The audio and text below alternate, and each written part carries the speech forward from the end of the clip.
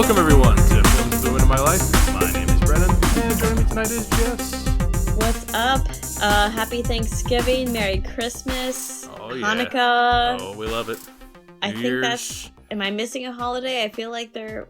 Diwali? Did that pass? It's in the ballpark. Got New Year's is coming up. There's things. My brother's birthday. Yeah. So all the holidays. Happy birthday, G-String. Happy birthday to the G-String. And welcome to Films with the Women of My Life. My name is Brennan. We already did that. It's doing Saltburn. We're talking about Saltburn tonight. Emerald Fennell's second film. Her first, for reminders, Promising Young Woman, a movie I think everyone on this show likes, which is rare. Not a lot of movies. Oh, I remember that show. Yeah. Movie. Yeah, I think that was... I think it was end of the year, and I was the only one who had seen it, and I told the three of them, gotta go see this.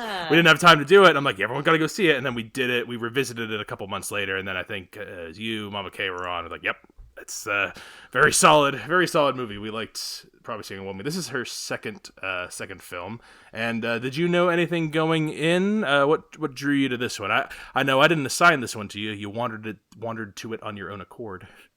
Yeah, so I was very bored at my mom's house during Thanksgiving. I feel like maybe what most millennials are. And of course I had the Regals pass. I'm like, well, I'll just go see a movie. I know Q4 is the go-to for movies, but there was really nothing out that I really wanted to see. I wanted to see The Holdovers, but it only played at like 9 a.m., like once a day. And I'm like, that's not going to work. So out of everything that was on, I was not going to see Napoleon. I was not going to see Marvels. This was probably the best thing out that I wanted to see. Not that I wanted to see, but looked most interesting. It was like a psychological thriller that seemed a little sexual. So I'm like, okay, a spicy psychological thriller. That seems good. It gives Euphoria on HBO. Like if I looked at like the trailer for this, do you look at that? I'm like, yeah, it's kind of the same ballpark. Yeah, exactly. And it had that girl. This is the lady from Gone Girl, right? Rosamund Pike. She's the mom, I guess, in this. So I loved Gone Girl. So when I immediately saw her face, I was like, okay, now that was basically what sealed the deal to see the movie.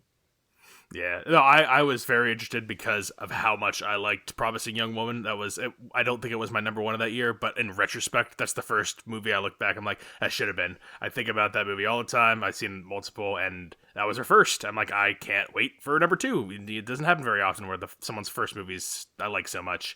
And so I was already super hyped going in. The trailer came out, and it gave me the same... Like, trailers are good nowadays, most trailers, but, like, when I saw the Uncut Gems trailer maybe 3 or 4 years ago, like, that was one that really, really hyped me up. This one gave me that. And that was Adam Sandler, who I hate. Exactly. And he even, that trailer was, it was spine-chilling. Quick detour, because, like, when we saw that, it was with Nicole, and we had just finished maybe the first murder mystery. Like, it was pretty fresh off of my usual... Every couple of months, I gotta do I hate Adam Sandler because he's a cheap asshole, rip-off, sellout guy. And then that trailer comes out, and he's in his little swarmy voice, and he goes, come on, give me another shot. And then I go, you fucker, I'm gonna give him one more shot. And then Uncut Gems, very good movie, so it worked out. But Saltburn is about a student who is invited to an eccentric classmate's estate for an exciting summer. And we can leave it at that. It's got a 71% on Rotten Tomatoes with the critics, a 78% with the audience, and a 7.5 on IMDb. Only 60% in Metacritic, so they're not with the 7s like everyone else. They're sticklers. They're at the 6s. So we'll see if we agree or not. Theaters is where you see this, and we are going to spoil Saltburn now. The Saltburn, the main character is Oliver Quick, and that's Barry Keoghan's character. He's a weird little man. If you haven't seen him before, he's in a lot of the... what is he in? He's in Killing of a Sacred Deer. He was in Banshees of Inisherin from just last year. He's always a weird little man. Anyway, he's playing a character at Oxford University who's there on scholarship, so he doesn't have the connection or communication skills, or he's an outsider at Oxford. All a bunch of rich kids. And one day, one of the rich kids, one of the most well-liked rich kids in the whole school, Felix, Jacob Elordi's character, he's got a busted bike. If only someone will loan me their bike and help me out. And then who's going to do that? It's Oliver. He's going to loan him out this bike. Develops a quick little friendship. Oh, I've got nowhere to go after Oxford. I can't go home to my family. my what does he say? My father died, something like that. And it's, Mm-hmm. oh, stay with me at Saltburn, my family's estate. It's so boring. I have nothing to do. It'll be a lovely time. People come in and out all the time. No one will. It'll be fine. And Barry's like, oh, Barry Keoghan's character Oliver. Oh, okay, that's fine. I'll go with you. And we spend the rest of the movie in Saltburn, an eccentric, eclectic, sprawling estate with a bunch of weirdos doing weirdo shit for 2 hours. And I don't want to give any more information other than that. There's details and themes and exploration, lots of back and forths and little tete-a-tetes, a lot of psychological back and forths going on here. Jess, what'd you think of Saltburn? So you summarizing it in 3 minutes, it makes it sound like a really good movie and something that I would like. But unfortunately, that was not the case. No! That's I know. unfortunate. So Karen, I told Karen I was going to see it, and she was kind of like, "Let me know what you think," because I've heard like mixed reviews on it. For people not listening, Karen, friend of the show, Jess's taste maker, helps Jess find good movies. Although Karen constantly says like you, she's like, "I don't even know your taste. Like I've known you for so long, and I don't understand you." And Me I'm neither. I don't. Karen and I are in the same boat. We're in the same boat. We both watch a lot of movies, and we both we're still learning new things. I wouldn't say it was absolutely terrible, but probably not something I'd watch again. It was just fucking weird. Like so many just disgusting scenes. Not even like psychologically thrilling, but something that's just like, ugh, why would you put that on a TV screen for everyone to see in big picture? And when I say that to the ones who watch this movie, you know exactly what I'm talking about. I gagged. I was in. We'll talk about our theater experiences, but I'm pretty sure I know. Thinking about it right now is making me. It's like when we did. I mean, there's 2 scenes in particular, I'm sure. Oh my god, I'm sorry. Remember when we did it was one of our first reviews, Booksmart, and there was the cigarettes in the cup, and she drank it, and I couldn't get through that. This is gonna be that level of puke. That's the level of puke I felt at one of the scenes of this. Oh, you didn't like it. That's a shame. I don't. I mean, it was a soft to not like. If that makes it any better. I guess a little bit. I just it'll be tough because I really like this. This hit all my expectations. Yeah, I really liked it a lot. I loved it actually. Like I saw. It's been a very busy couple of weeks. We hosted Thanksgiving this year. Thanks Christmas. We combined them, and so I haven't been able to catch up with my movies like I liked, and I've been running around, and so I double featured this. I saw this and Dream Scenario in the same day. And it was just so nice to get away and have that little movie day. But you can see two movies the same day with Regals. I thought was a limitation.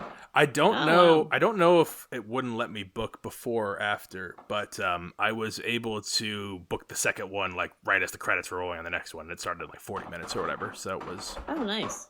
Yeah. I thought it was a 1 per day, 3 per week deal.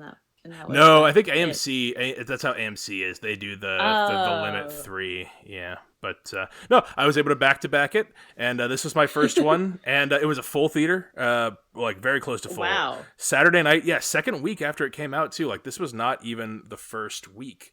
My theater was just 2 other people and me. Really? When did you see it? It was probably just during the day, you and 2 other people. I saw it on Sunday, maybe at like 4 or 5. Okay, everyone was watching. I guess it was the Sunday after Thanksgiving. And yeah, it was during the game. So okay, maybe that was it. But like that's like I saw it the day before. Like this came out. We're recording this. This is coming out a couple weeks after it's come out. It's already been in theaters for a bit, so it was an opening weekend. And like it was at the one near us. You know, it's the busy one, but it's not that busy. Mm-hmm. Like it's not packed all the time like that. And again, good audience enjoyed the thing. And back on the actual like movie, like beginning 20-30 minutes took some warming up for me. Like Barry Keoghan, I like him as an actor a lot, but he's a weirdo, and he's creepy and he's off-putting, and like you have to like get warm to him, like you have to be like ready for that. And then he's got this other counterpart, that other even weirder guy who's like, it's just you and me, man. And he's like, yeah, okay, whatever, dude. Like that guy. And so like the whole time I'm like warming up, and it's at Oxford, but once we're at like Candyland, once we're at the Saltburn, and it just becomes weirdo stuff, I'm enjoying it. And then when it gets to like the final 45 minutes. It's too long a little bit. Like it drags at parts. But the really good parts I really like, and I really like how it ends. Like I like our character twists a little bit. Like he's not who I thought he was, and in a good way. You didn't see that coming. Did you? Like Oh, okay. Yeah. Okay, all right, so, like, I mean, we're well, in spoilers. after the first one, I saw the rest coming. So Barry Keoghan's character, we think he's poor, he's got, alcoholic parents is what his story is, and he's had a bad go of it. So like, oh, Jacob Elordi, your life is so special, like, and like so nice. Like this is all gonna be new to me. And he fumbles with the nice cutlery. He doesn't have a dinner jacket or cufflinks. Like those are some of the faux pas. But when do you realize that, or when did you figure out? Oh, he's more than meets the eye. Wait, sorry. I thought you were talking about revealing the murders, not that he's a creepo. No, we know he's a creepo, but revealing that he's not like his father did not die, and he's not poor, and like or his parents are not alcoholic. Like, he's fabricated this world. Like this is intentional. We find out that he's not just probably who he's presented. When he sexually assaulted the cousin is when I was like, all right, the weirdness is certainly unfolding. See, I thought that was consensual. Yeah, I don't know about that.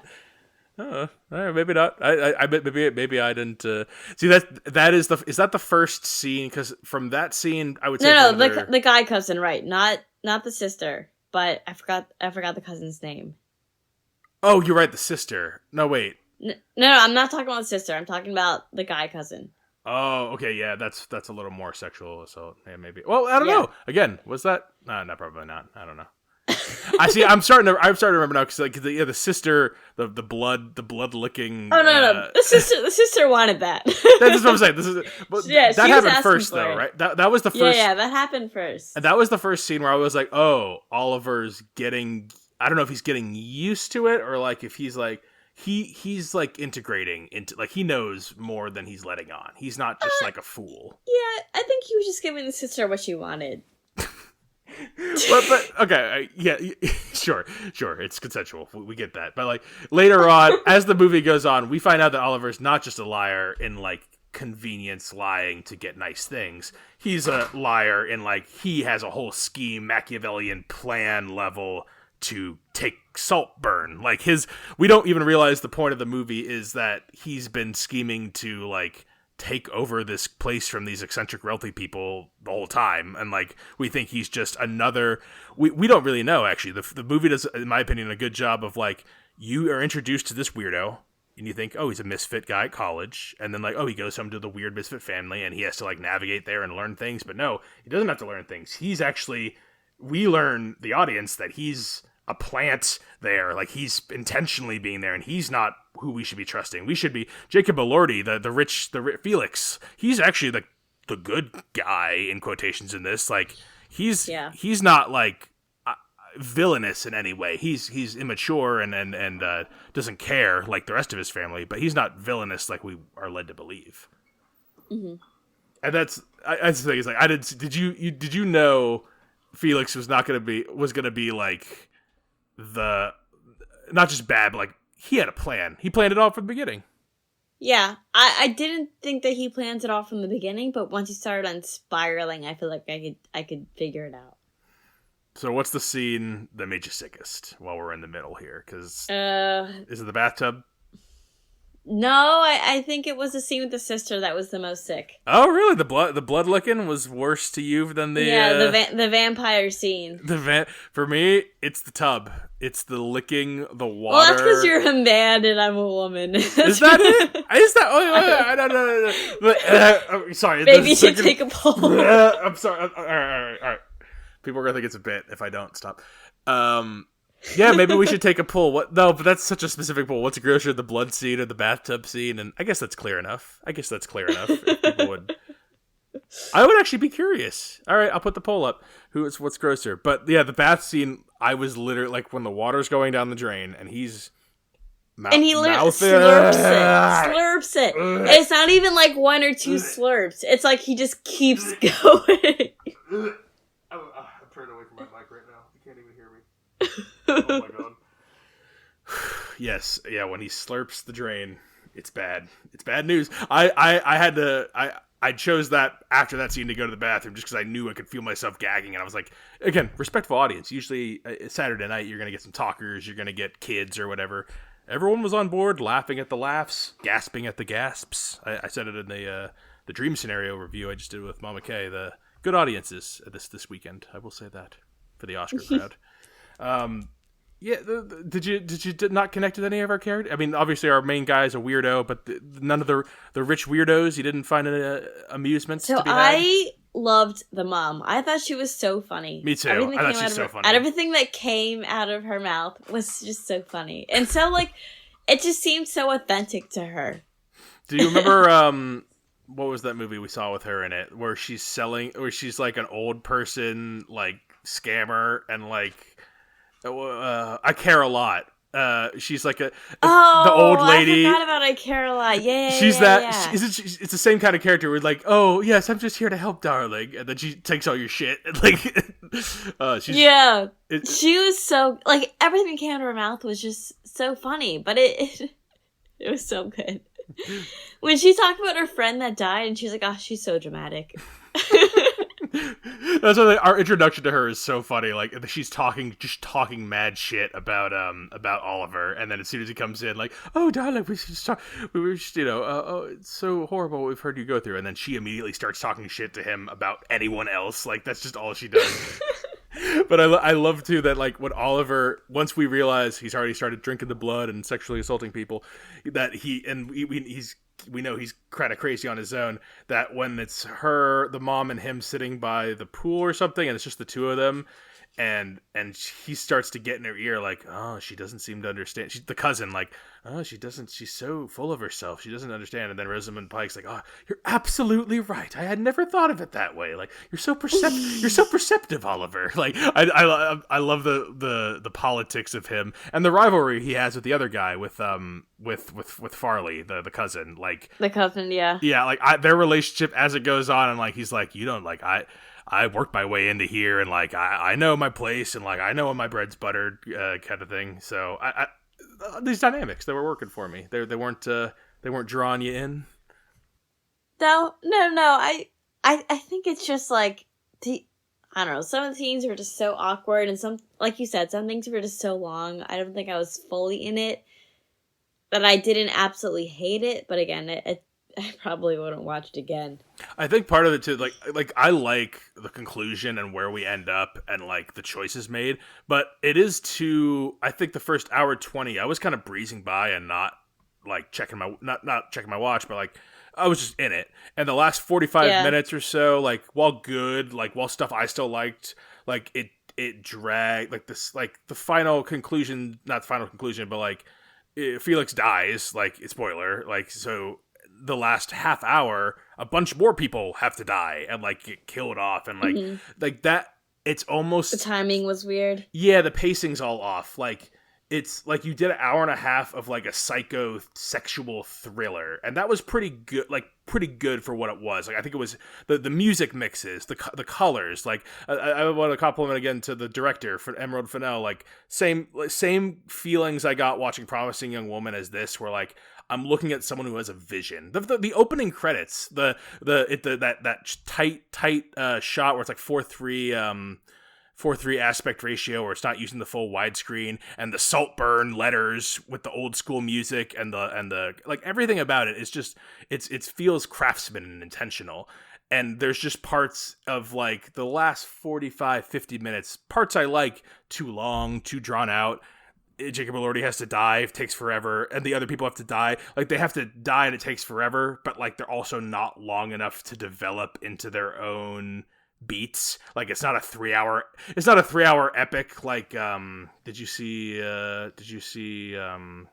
yeah, you did. Killers of the Flower Moon. You know how that was like... Yeah. You know how, yeah. Again, no, it wasn't drawn out like that. But a lot more happened in this movie than Killers of the Flower Moon. But isn't that crazy, though? Like, this is a movie where they spend that whole time in a house, and Killers of the Flower Moon takes place over 7 years, and it's like a sprawling epic. But, like, wouldn't you... Even if you didn't love this, like, wouldn't it make more sense to expand on this and make those parts more... make them built more, I guess, if that's what you're doing. Because the alternative is to cut it shorter, but you have to make a different choice then. You can't make Oliver like the mastermind who slowly takes people out one by one like Hale did in Killers of the Flower Moon. No, agreed. Yeah, maybe they're stuck in a tough place. But I again, the colors, the music, the performances, I didn't like it more than Promising Young Woman, just because Promising Young Woman for me is so tight, and I love that ending. And this one, I really like. I love that movie. I love I think about that movie at least once a week. I think about the ending all the time. I think about so many little quirky scenes in there that it's just so fun. And this one has stuff in it too that it's clearly made by the same kind of person. I'm not gonna remember these people. I'm not gonna go back to this one quite the same way, but. I did have a similar feeling where, when in Promising Young Woman, Cassie at the end, "Call Me Angel in the Morning's" playing with her text going over, and everyone's getting taken away. I had that same feeling when Barry Keoghan puts on the music, and he has that little box with those little weird Wizard of Oz characters that he saw on the first day that he came in, and then he's dancing naked through the mansion because he. Oh my gosh, that last scene. Was it was funny, but it was also the entire song. That's what I want. That's the indulgence that I wanted, and that's why I was the last 45 minutes. I'm maybe a couple more passes with the script, a couple more tightenings. It had all the pieces there. I said a similar thing about Dream Scenario actually. What I just did with Mama K, where it's I really liked so much in the movie. It's just missing a couple tightening of the screws to really stick the landing. And it sounds like. I don't know. It sounds like for you, you could have. It just wasn't gonna. It wasn't the right movie for you. Yeah, maybe a little more than a few screws. It got you. It got you away from the family for a few hours during the holiday season. It did. And isn't that all we can ask for, really, from our that's all we can ask from for. our November, December movies in this time? Were there any other? There's. I'm trying to think of any other points. Talk about how eccentric this birthday party was. So, when they kept bringing up, well, we're throwing a party for Oliver. Of course, I thought it was going to be a big, nice party, but nothing like it was. Hundreds of people, the entire estate, what do you think, 200? Decorated. Way more than 200. I would say 300, 400. I think they say that in the scene when they're planning it, 100 people, Ollie? And they're like, 100? And he says, oh, what, not enough? 200, you think? Yeah, it always ends up being 200, right? Just the usual overspill rich people talk. Yeah, just the craziest party. I thought it was going to be nice, but more I don't know, more intimate than it actually was. It was a full-on rager. I will say an intimate, though, if you're talking about more filmmaking. Okay. The karaoke scene where the one guy's doing the bad karaoke and then he talks to the cousin and they have the intimate face-off. I immediately thought of Promising Young Woman. That was such a Cassie confronting one of the bad guys in that movie kind of scene where there's something else going on that's funny and kitsch and stupid, and then it cuts right in on this really intense human thing, and then it cuts back out to the big silly stupid thing in the room with the people looking silly but they're rich and they're dressed up. I like all of that juxtapositioning going on in there. It's very fun.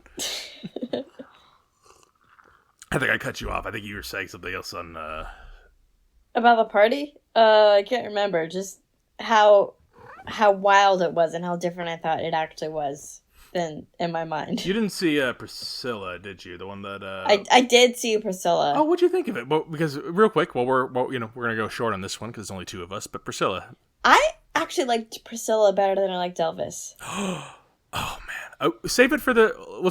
Try your best to save those thoughts for the top 5 show because I would like to do that because I feel like it might get talked about. It's possible. So,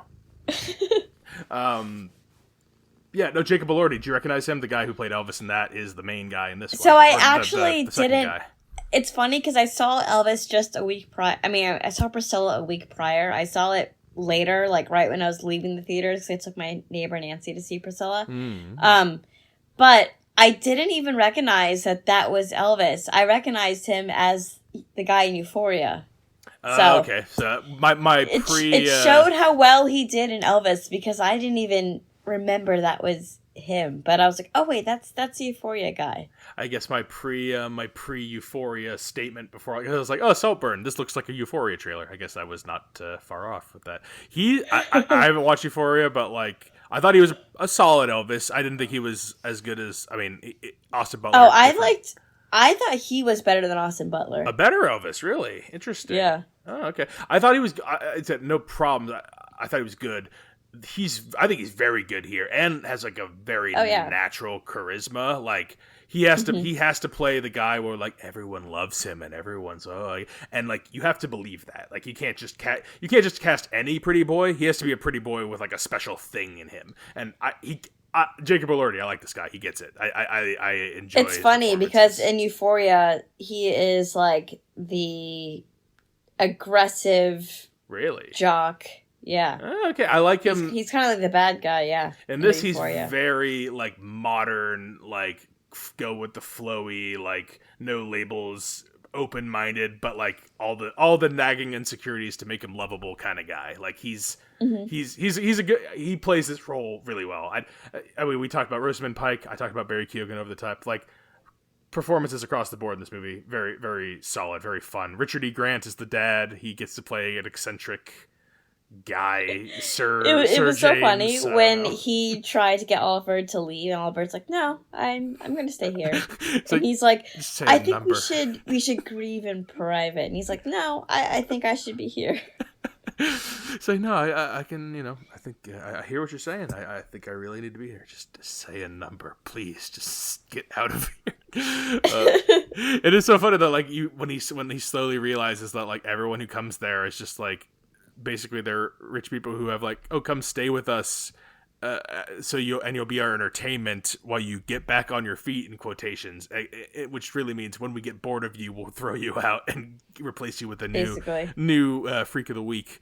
And Barry was able to outsmart them all. Good old Oliver, he was quick. Saltburn. So my favorite scene on probably was at the very very end, if you're getting to the conclusion, where they meet at the mom and Oliver meet at a coffee shop.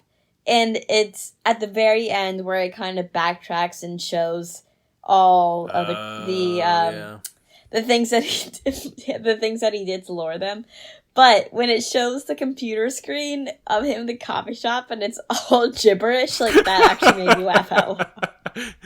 It was the same, like, this is why I like her shit. Like, she gets how to end, even if it's not perfect, she knows how to end movies in satisfying ways. Like, we're spoiling Promising Young Woman because I'm assuming you should have seen that by now. But, like, the end of that, like Cassie dies. Like, your main character dies at the end of that, and, like, in like a kind of stupid decision, but she had a whole contingency plan that goes off like this. And when we see Oliver's same kind of thing, similar kind of thing, where like we see he's the one who let the air out of the bike tires from the beginning. Like he set himself up as this weirdo for Felix to prey on because he knew Felix preys on weirdos. And so he's like, all right, I'll be the weirdo to prey on. And then I know what's going on. So I'll just be, I'll learn it, be one step ahead of you. I just appreciate the attention to detail like that. Like these main characters that she's made two main characters who are thinking, complicated, not good people, like flawed, different, like Cassie from the first movie, terrible bad person in my opinion, even though her heart was in the right place. Oliver, kind of the opposite, guy whose heart's in the right or the wrong place but does all the right things. I like I like these characters. I like how fleshed out and smart they are, and fleshed out smart people make scary choices. It's very fun for me. So I'm disappointed you didn't like this more, Jess. But at least that you had things that were interesting to talk about. Yeah, I had fun watching it, but I think it was just an easy one and done. This or Five Nights at Freddy's before I go into the recommends. Oh God, I'd probably watch this over Five Nights at Freddy's. All right, there we go. I'm just. You were giving similar reviews to these two movies where you're like, I didn't love it. It's a one and done. I'm like, all right, well, I just have to make sure But which one and done is better? So I just had to make sure we were on the same. This was a more enjoyable one and done. Do we recommend it though? Is it enjoyable enough to be recommended? Jess, Saltburn? Maybe to a certain audience, I would recommend it. Oh wow, I had a little bit of a talk into a soft recommend there is what it sounds like. Maybe I did. Maybe you did. Maybe it is a soft recommend. It's a strong recommend for me. It'll be talked about in our top 5 probably for me when we get there. I did this on the other show. Would the other 2 co-hosts that are not on, Nicole, Mama K, they're gonna? Oh, this is hard. Would they stomach Saltburn? Would they? I could see both of them liking things and being super annoyed by things to the point where they couldn't enjoy other things. That's my biggest worry whenever I recommend anything to. I could probably see your mom liking it more than Nicole. Yeah, maybe. She will get hung up on. She doesn't like Barry Keoghan. She really doesn't like that main actor. So that's a hang up. But you, to your credit, Jess, you don't get hung up on. You get hung up on like the age of movies, perhaps, but like the stupid things you get hung up on are not plot related and character related, and I do appreciate that. So that's regardless. It's a recommend. It's strong recommend and a soft recommend for Saltburn. Yeah. So that's where we're at here, and we have a couple more Oscar movies coming down the pike, and it's just about time for the top 5 and draft show. Those will be coming out very soon, next couple of weeks. So. Been a big different year, so we'll have to see. It's not a COVID year. It's not a Marvel superhero. That shit's done. Like a new era. It's a new era of new. Well, I saw there was that women Marvel movie. No, I mean there was, but a girl Spider-Man movie. I saw the trailer too. It's fine. I mean, I'm sure they're still making that, but we're gonna talk about other movies that are not that perhaps have different. Perhaps they shed new and interesting lights that are not the same. We're going to do other things. We don't have to do that anymore. So if you have things to recommend to us, Films with the Women in My Life on Facebook. You can reach out to me on Instagram. I'm Brennan_podhost. That's also where the tournament will be. More details for that in the coming weeks. And you can reach out to the show via email. filmswiththewomen@gmail.com. Also on YouTube, Films with the Women in My Life is what you look up. All right, that's all of our stuff. So thank you, Jess, for being on for Saltburn. Yeah, thank you. Until next time, this is Brennan signing off, saying thanks for listening. Enjoy your movies. Thanks for listening to Films with the Women in My Life. If you enjoyed being a listener in our life, please rate and subscribe on Apple Podcasts or on your favorite podcast app. Keep up with the latest from the show on Instagram at Brennan_podhost, on Facebook at Films with the Women in My Life, and on Twitter at FilmsWomenPod. Finally, you can email the show with questions and suggestions at filmswiththewomen@gmail.com. Original music for the show was created by Ian Burke and Chris Iwanek. Original artwork created by Nicole D'Alessio. This show is produced by Brennan Snyder. Thank you again for listening and enjoy your movies.